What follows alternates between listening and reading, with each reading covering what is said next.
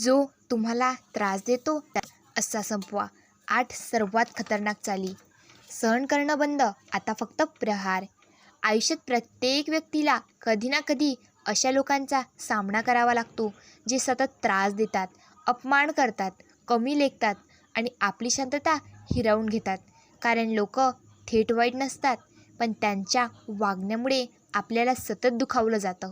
सुरुवातीला आपण सहन करतो, शांत राहतो, दुर्लक्ष करतो, कारण आपल्याला भांडण नको असतं. पण काही लोकांना तुमची शांतता म्हणजे कमजोरी वाटते आणि तेव्हाच ते तुमच्यावर वारंवार हल्ले करण्याचा सुरुवात करतात.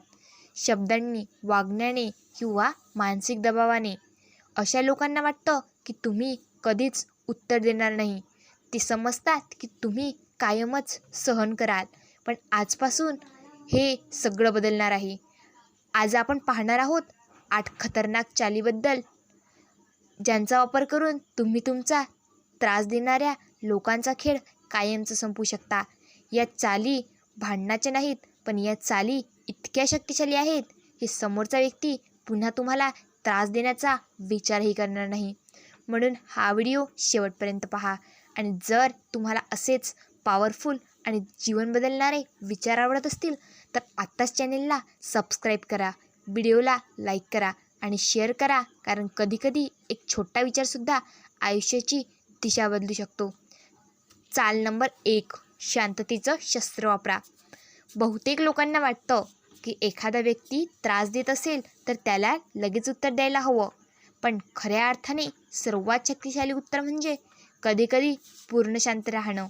जेव्हा तुम्ही एखाद्याला प्रतिक्रिया देता, जेव्हा तुम्ही त्याला उत्तर देता, पण जेव्हा तुम्ही शांत राहता, तेव्हा त्याला तुमच्यावर नियंत्रण ठेवता येत नाही.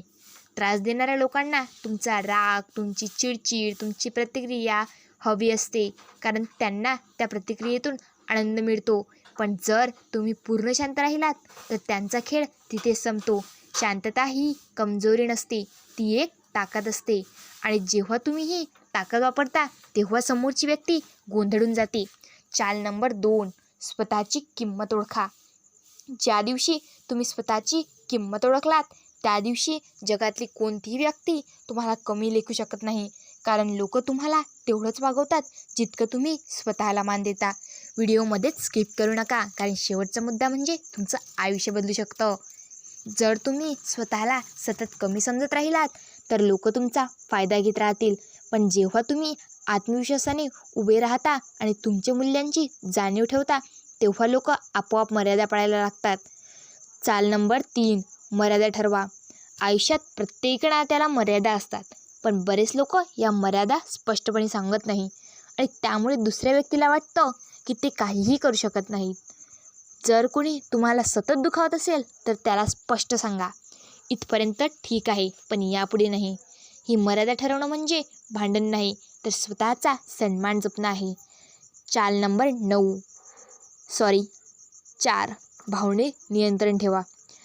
त्रास देणाऱ्या लोकांचा सर्वात मोठा उद्देश असतो तुमचं भावनिक संतुलन बिघडवणं. ते तुम्हाला राग आणतात, चिडवतात, दुखवतात, कारण त्यांना माहीत असतं की तुम्ही भावनिक झालात की ते जिंकले. पण जर तुम्ही तुमच्या भावना नियंत्रणात ठेवल्या तर त्यांची सगळी रणनीती फेल होते. चाल नंबर 5, स्वतःवर काम करा.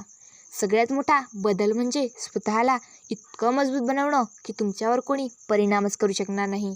जे लोक तुम्हाला त्रास देतात ते बहुतेक वेळा तुमच्या यशाला घाबरतात. म्हणून त्यांना उत्तर देण्यात वेळ घालवण्यापेक्षा स्वतःवर काम करा. तुमचं ज्ञान वाढवा, तुमची कौशल्य वाढवा आणि तुमचं आयुष्य पुढे न्या.